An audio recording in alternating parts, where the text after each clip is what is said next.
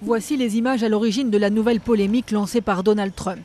À Baltimore, comme dans plusieurs villes, le déboulonnage de statues de généraux de la Confédération sudiste, défenseurs de l'esclavage et de la ségrégation lors de la guerre de sécession.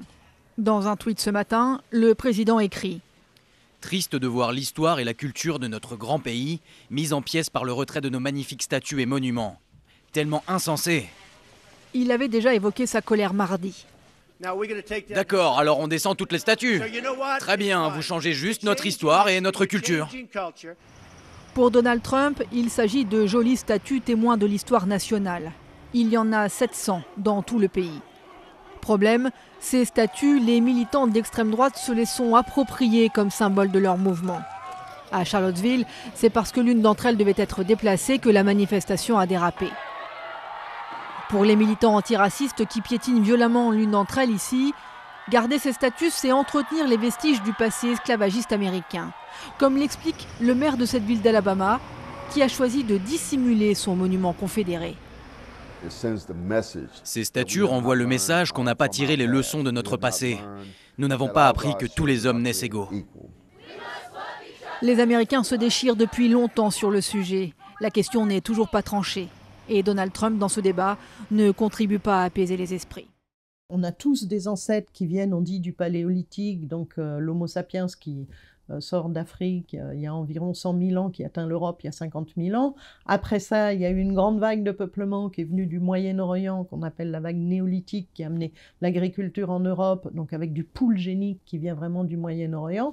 Après ça, à l'âge de bronze, il y a environ 4000 ans, on a des gens venus des steppes du Caucase aussi, qui viennent et qui se mélangent. Donc on a tous des origines très mélangées en Europe. Et puis surtout en Europe, on a une gradation de l'aspect physique, de la couleur de peau entre, je dirais, la Suède, le sud de l'Italie, etc. Donc, dans la perception de la diversité en Europe, on a une perception de cette gradation, sans compter que, par exemple, typiquement, la France est aussi un pays d'immigration assez ancien, donc il y a toujours eu un peu cette idée de variabilité, ce qui est très différent du contexte nord-américain.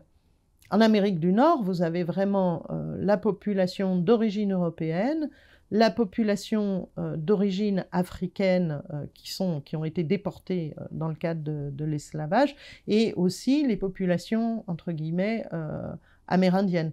Donc vous avez des origines géographiques des ancêtres contrastées, hein, et qui font vraiment des groupes différenciés qui en plus ont eu des différenciations sociales fortes. Donc vous avez des différences biologiques qui se sont renforcées par des différences sociales. Donc la pensée nord-américaine est une pensée racialiste. Il y a des différences entre les races. Voilà. Donc, vous avez régulièrement aux États-Unis des livres qui sortent à peu près tous les 20 ans, où certains disent bah, c'est complètement génétique et qui correspondent, je dirais, à une facilité de penser en Amérique du Nord, en niant les différences sociales, ce qui permet de justifier de ne pas faire de politique sociale aux États-Unis. Donc vous avez vraiment cette différence. Je pense que c'est assez différent pour ça, l'Europe de l'Amérique du Nord. Et d'ailleurs, on le voit bien en Amérique du Nord aussi dans la médecine.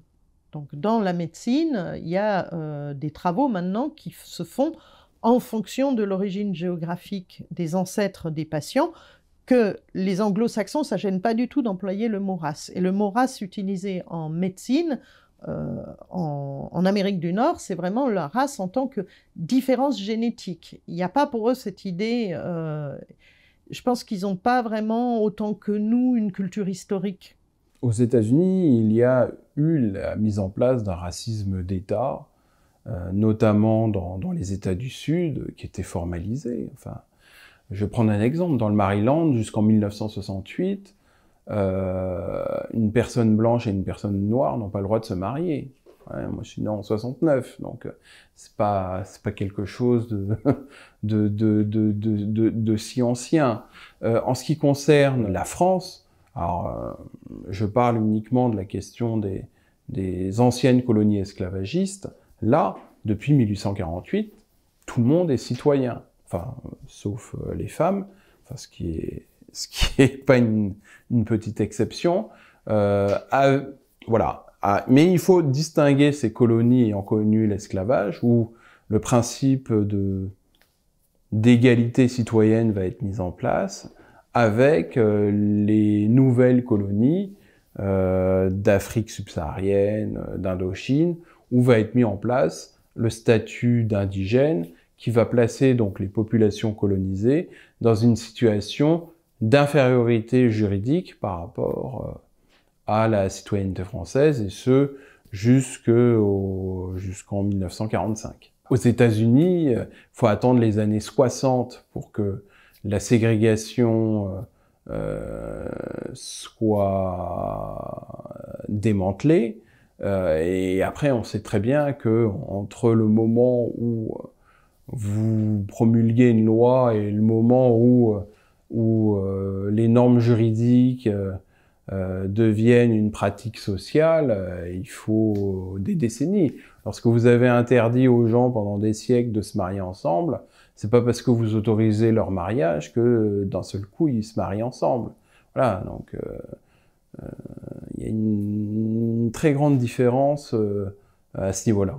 Avec les abolitions de l'esclavage et la disparition de ce système économique extrêmement brutal, on aurait pu imaginer qu'on allait sortir des visions dévalorisant les populations soumises à l'esclavage, c'est-à-dire les populations africaines.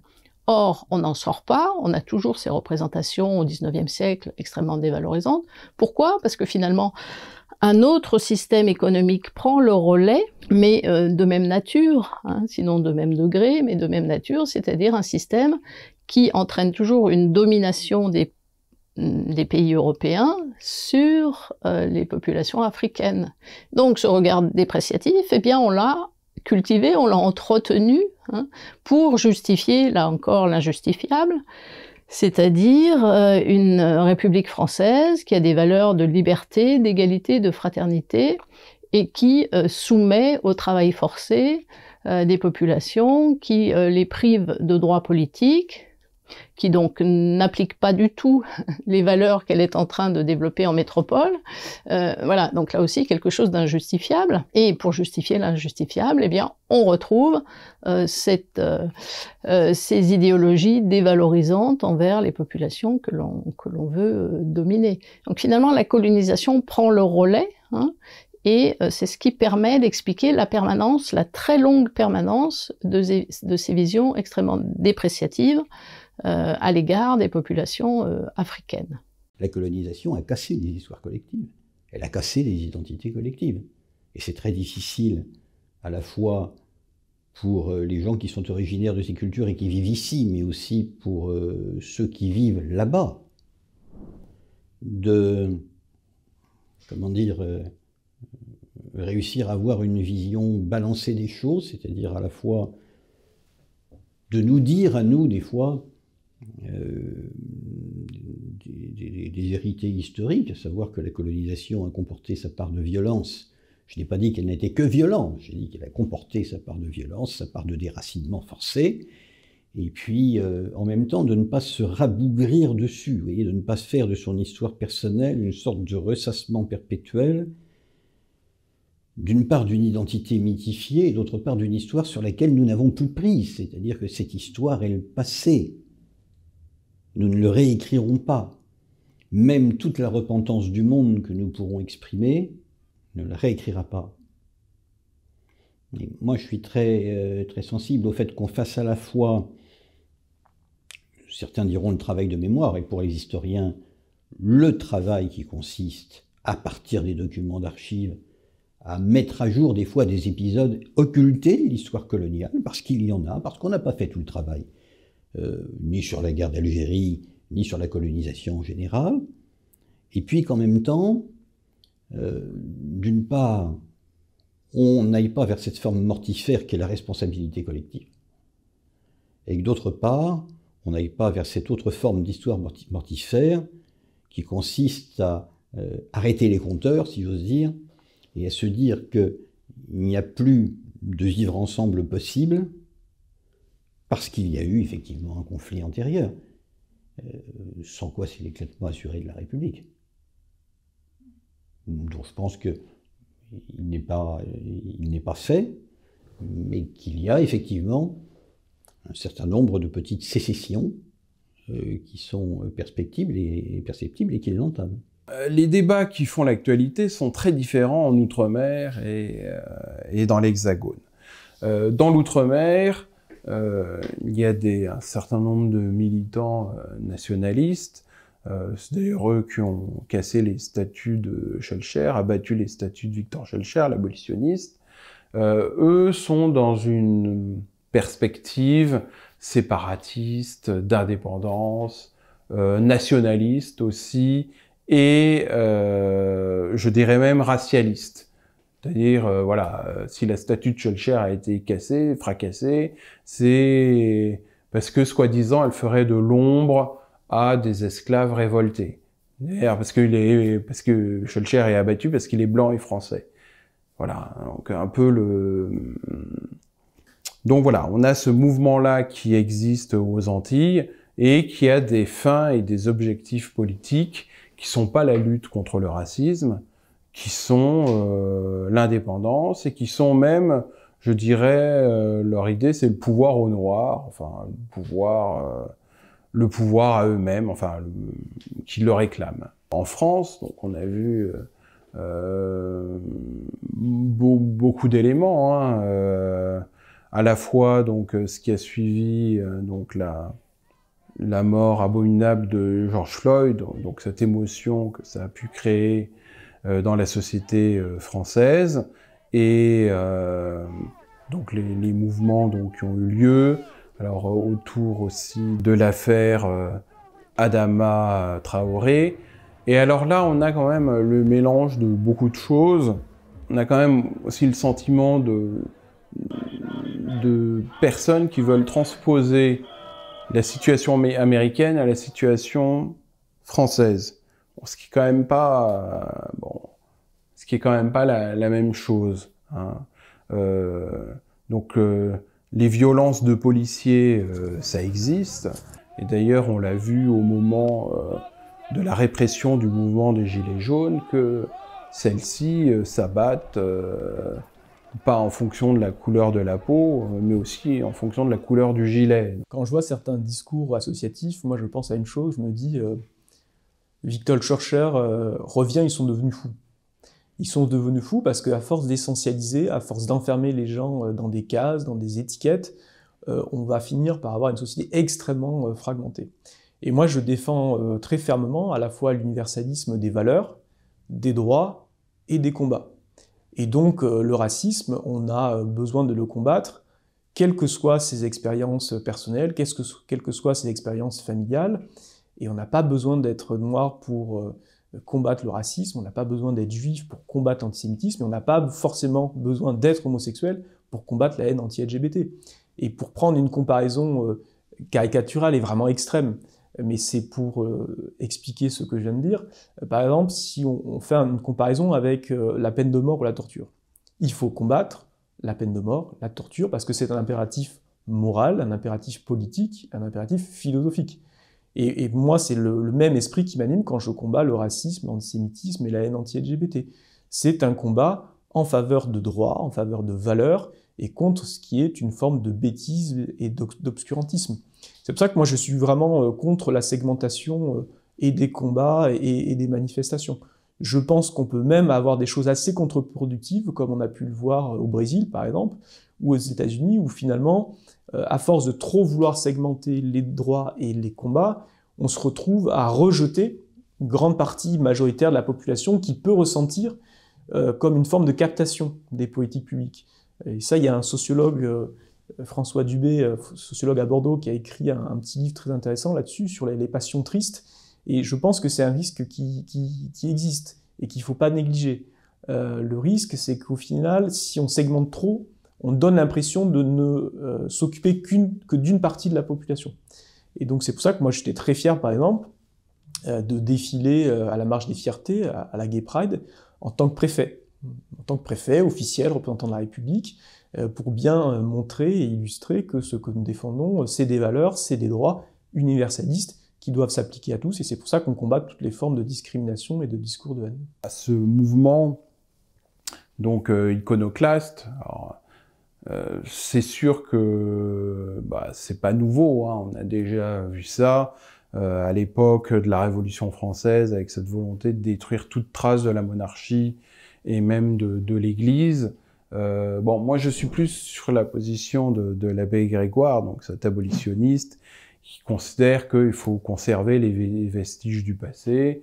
Pour ma part, je considère que ces vestiges du passé doivent être mobilisés dans la mesure où ce n'est pas explicité et contextualisé. Voilà. Et puis ajouter aussi à notre statuaire et à nos représentations mémorielles d'autres figures plutôt que d'en détruire.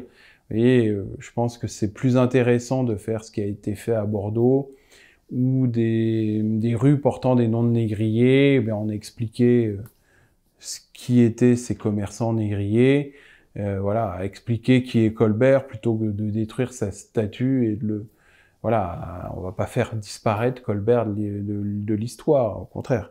Colbert est là, il est dans l'histoire. Et puis, il faut faire très attention au fait de ne pas créer enfin, elles existent déjà, mais une exacerbation des tensions mémorielles entre d'un côté des gens qui, finalement, de génération en génération, ont un récit national qui donne une vision plutôt positive de Colbert et de Napoléon, et finalement à casser tous ces éléments qui, à force d'être répétés de génération en génération, sont devenus une forme d'identité nationale. Donc je pense que dans le récit historique que l'on fait, faut être très prudent. Alors, il faut dire que Napoléon a rétabli l'esclavage, il faut dire que Colbert a initié le Code noir, mais on ne peut pas réduire ses personnalités juste à cela. Et encore une fois, on ne peut pas reprocher à Colbert ce que j'ai entendu d'être l'ennemi de la liberté, de l'égalité et de la fraternité, alors que ces concepts n'existent pas à l'époque où il vit, quoi. C'est toujours très facile de faire des procès au passé. Moi, pour ma part, j'essaye de l'expliquer plutôt que d'être un procureur du passé. Aujourd'hui, on peut aussi s'interroger pourquoi, alors qu'on s'éloigne de plus en plus dans le temps de la période coloniale, pourquoi on n'arrive pas à se débarrasser de représentations dépréciatives, dévalorisantes sur certaines catégories qui ont été colonisées. Avec le recul de temps, on devrait pouvoir s'en dégager, hein. Surtout que voilà, la communauté internationale, les manuels scolaires, les gouvernements, voilà, essayent de lutter contre le racisme. Or, ça continue. On a toujours un regard dévalorisant sur les populations africaines, qu'elles soient d'Afrique du Nord ou d'Afrique du Sud. Pourquoi? Eh bien, interrogeons-nous là aussi sur le contexte général.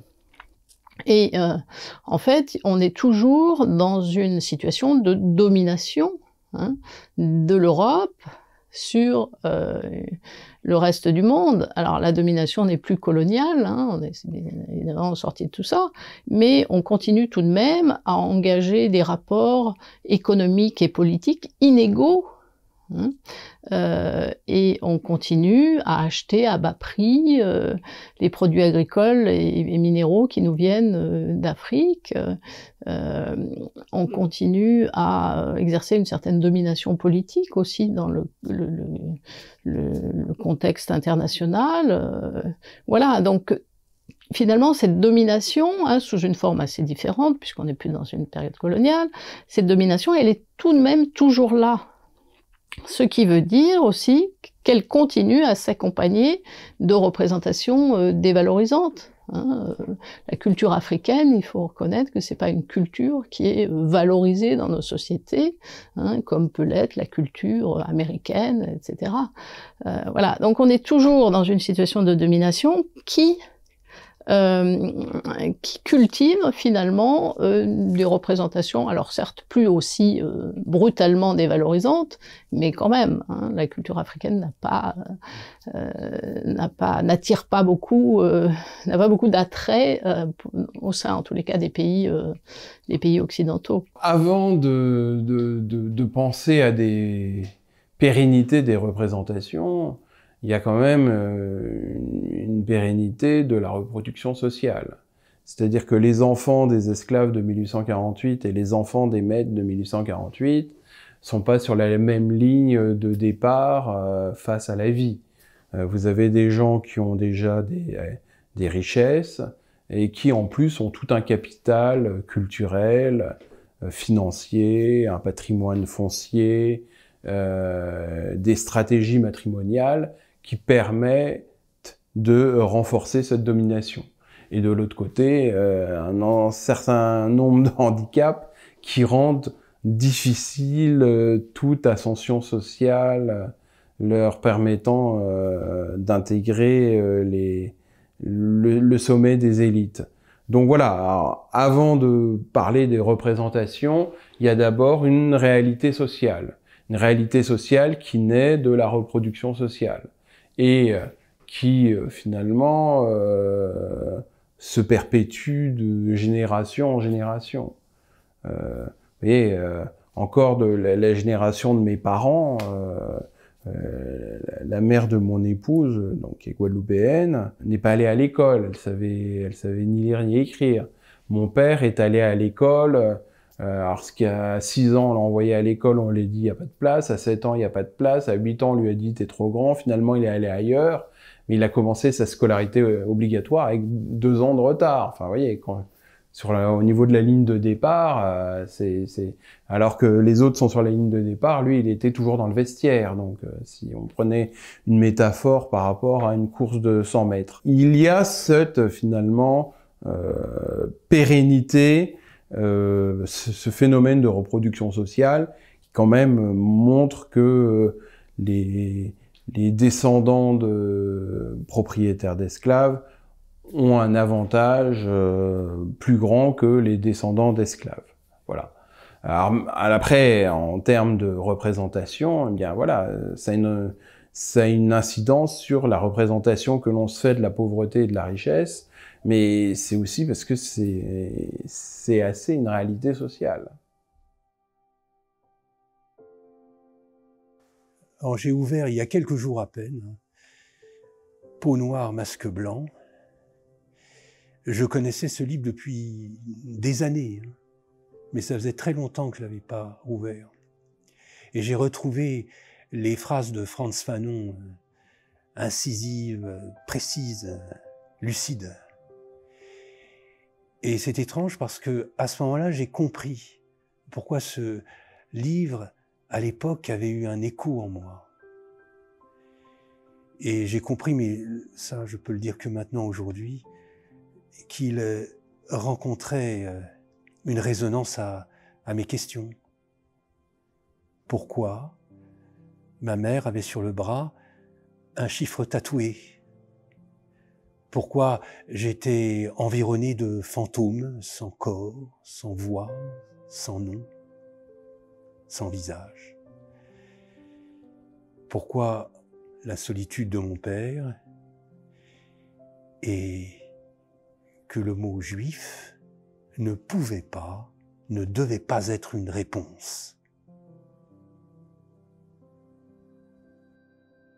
Mais je peux aussi reprendre mon passé, le valoriser ou le condamner par mes choix successifs. Le noir veut être comme le blanc. Pour le noir, il n'y a qu'un destin et il est blanc. Il y a de cela longtemps, le noir a admis la supériorité indiscutable du blanc et tous ses efforts tendent à réaliser une existence blanche. N'ai-je donc pas sur cette terre autre chose à faire qu'à venger les noirs du XVIIe siècle? Dois-je, sur cette terre qui déjà tente de se dérober, me poser le problème de la vérité noire? Dois-je me confiner dans la justification d'un angle facial? Je n'ai pas le droit, moi, homme de couleur, de rechercher en quoi ma race est supérieure ou inférieure à une autre race. Je n'ai pas le droit, moi, homme de couleur, de souhaiter la cristallisation chez le blanc d'une culpabilité envers le passé de ma race. Je n'ai pas le droit, moi, homme de couleur, de me préoccuper des moyens qui me permettraient de piétiner la fierté de l'ancien maître. Il n'y a pas de mission nègre, il n'y a pas de fardeau blanc. Je me découvre un jour dans un monde où les choses font mal, un monde où l'on me réclame de me battre, un monde où il est toujours question d'anéantissement ou de victoire. Je me découvre, moi, homme, dans un monde où les mots se frangent de silence, dans un monde où l'autre, interminablement, se durcit. Non, je n'ai pas le droit de venir et de crier ma haine aux Blancs. Je n'ai pas le devoir de murmurer ma reconnaissance aux Blancs. Il y a ma vie prise au lasso de l'existence. Il y a ma liberté qui me renvoie à moi-même. Non, je n'ai pas le droit d'être un noir.